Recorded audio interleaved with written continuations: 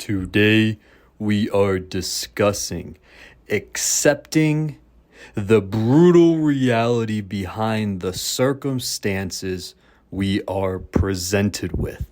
This is episode number 85 of Real Occult, where we apply numerology and astrology to the material world. So let's jump right into it. In my free Skool community, one of my clients, they just got a reading done. We are in a 7 universal month during this 1 universal year. 7's very retrospective, divine intelligence, isolation, loneliness, material loss, learning. And so they're experiencing some of these energies. Jupiter just entered Cancer at the beginning of the month. And so they wanted a refresher for their chart. We started digging into it, and they wanted to learn a little bit about their family life. So we were digging into the 4th house, 9th house. We were digging into some family houses, 5th house, and comparing their growing up circumstances to the circumstances they see themselves in now. What are the parallels? How can they improve? How can they not recreate the same cycle that they had in the future? And so part of their childhood experience was neglect isn't the right word, but being left out of friend groups, not feeling included, not being included, opinion, voice not mattering. And so what we were breaking down in the birth chart was how naturally gifted they are as a networker, as a connector, connecting different people together. And they felt that they didn't have that ability whatsoever. They're like, I don't really like going out in groups. I'm really an introvert. I XYZ, blah, blah, blah, right? And, or et cetera, et cetera, et cetera. And we had to take a step back and talk about how in a movie or in a video game, if you wanted to create the most resilient character possible, they would have to go through struggle after struggle after struggle after struggle and never give up. They would have to build that resilience muscle.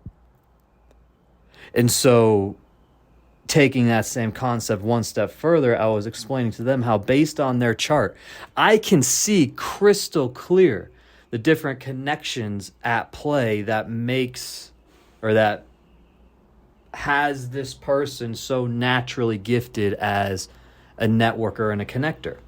And digging into some of their personal experiences, it's like, okay, you had to go through this experience with your mom. You had to go through this experience with your sibling. You had to go through this experience with your teacher so that you can learn what it's like to be on the other side of the coin. So that now as an adult, as the person who's dictating your environment, you're dictating the circumstances you choose to live within, to a degree, you ensure nobody in your circle ever feels the way that you felt growing up. Is that correct or incorrect? And they're like, oh yeah, no, absolutely correct. And so when we look at, I did a couple of podcasts previously. I think there's an episode in the 50s. Let me see actually here. Let me see if I can scroll back. Let me see if I can find my podcast list. We have episode 51, Family is an Asset. Episode 49, Learning from Family. Not sure if there is any other ones. Relationships and Astrology, episode 33.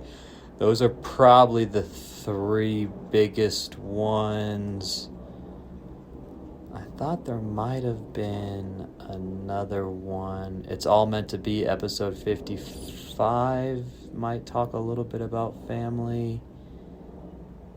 Family Dynamics in Chinese Astrology. That's the other one I was thinking of, episode 69. So every family dynamic is unique is also another good one, episode 74.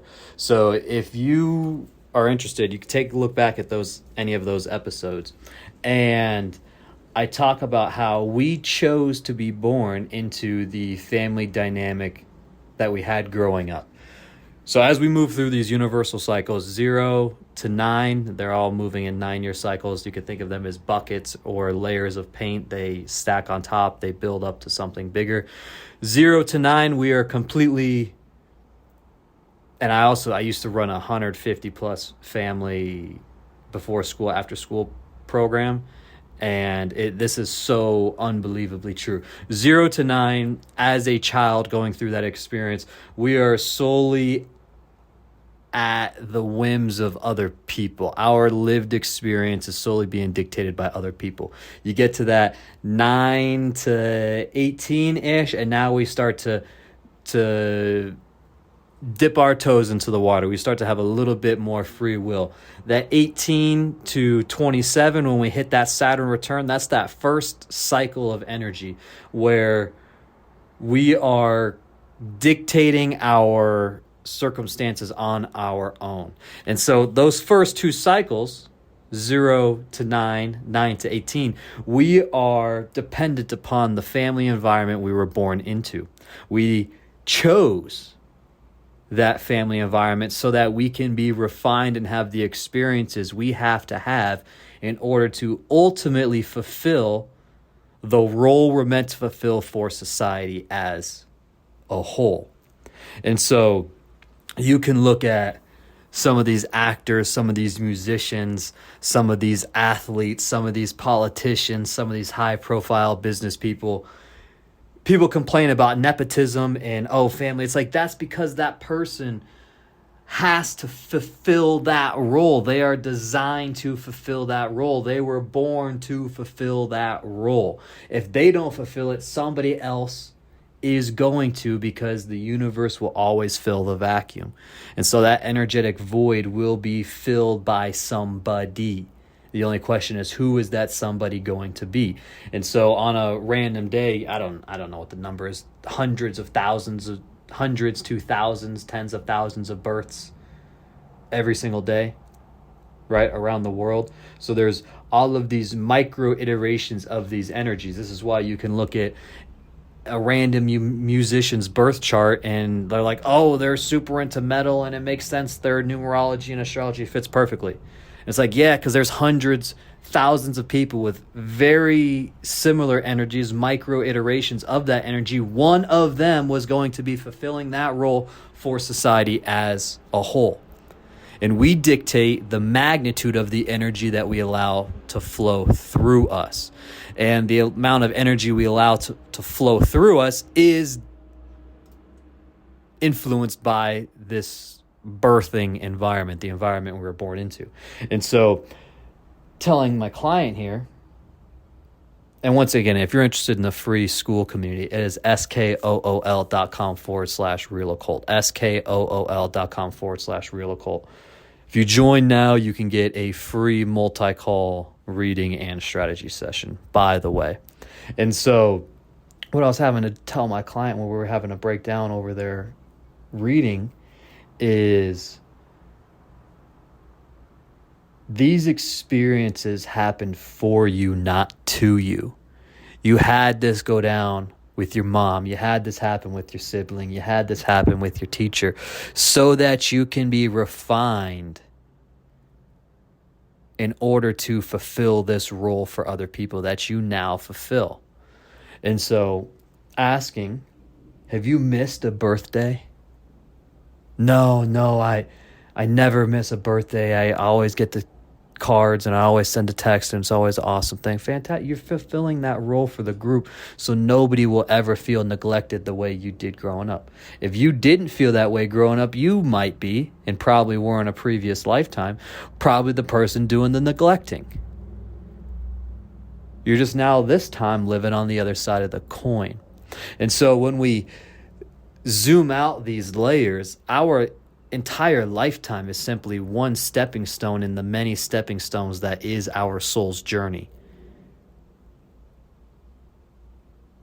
Obviously, this lifetime is the most important for us right now, but at the same time, it's only a stepping stone to the next.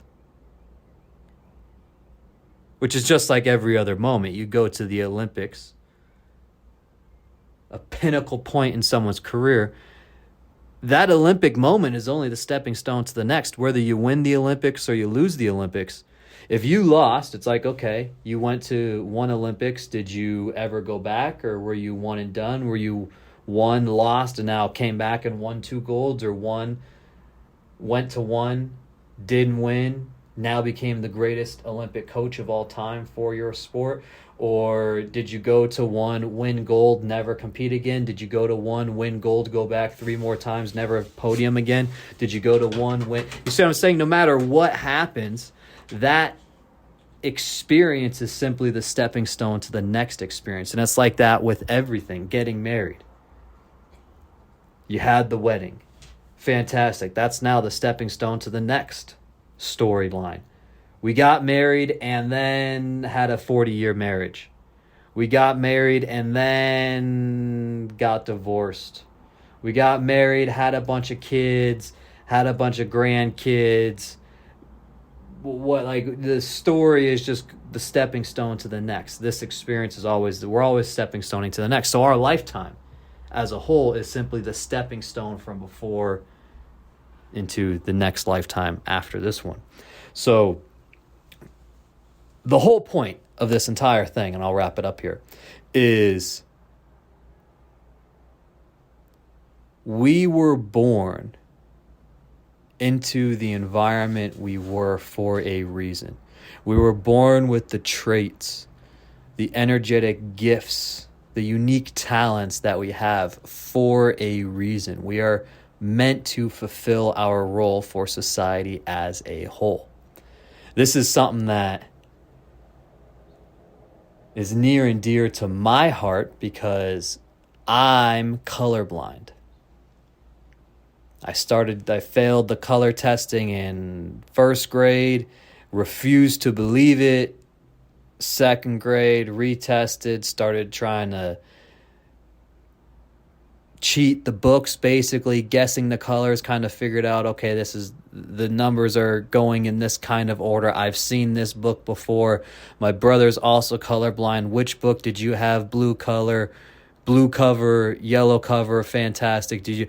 And so trying to cheat the test, obviously you can't cheat a colorblind test if you are colorblind, but I got close and I was trying real hard because I refused to accept the fact that I was colorblind, because this meant I was not going to be able to fly jets in the military, which is something I always wanted to do from the time I'm a little kid. Like the first thing I remember ever wanting to do was fly jets for the military. And so refuse to acknowledge that I'm colorblind, which will absolutely prevent me from doing the one career I want to have from the time I'm in kindergarten. Only thing I want to do is not physiologically possible for me to do because I can't see the colors required to do the job. Refuse to believe it. Get into middle school. Oh yeah, no, I'm still looking into how can I get around this? How do we get past this? Is there something else I can fly? Can I get my way around this? Maybe we do helicopters, maybe we do something else. Until eventually one day it's like, man, you've been colorblind your whole life. You're going to be colorblind your whole life. The sooner you accept this, the sooner you stop trying to fight this,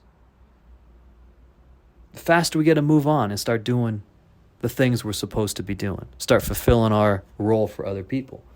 And so I had to be colorblind so that I wouldn't go into the military. I had to be colorblind so that all of these experiences that I had because of that thing specifically occurred to put me into this position that I'm in now, where I get to help all these people. I just got done helping out those 150 some families across the last year. Now I'm helping out these people in this free community. We're giving these deep dive readings. It's like all of this had to happen. And so for yourself, one last thing on accepting those circumstances, Saturn ensures through its rings, there is no escaping the lessons we're meant to learn in this lifetime. I spent 2 years as a daily in-home hospice caretaker, okay? And so when you are completely bedbound and you can't watch TV on your own because you can't change the channel very well, you can't control the remote, you can't eat food on your own, you can't take meds on your own, you can't roll over you can't do anything on your own. You're fully dependent on another person for 2 years at the end of your life. You are forced to accept the brutal reality of this is the experience I am having. This is going to be the experience I have until my last breath.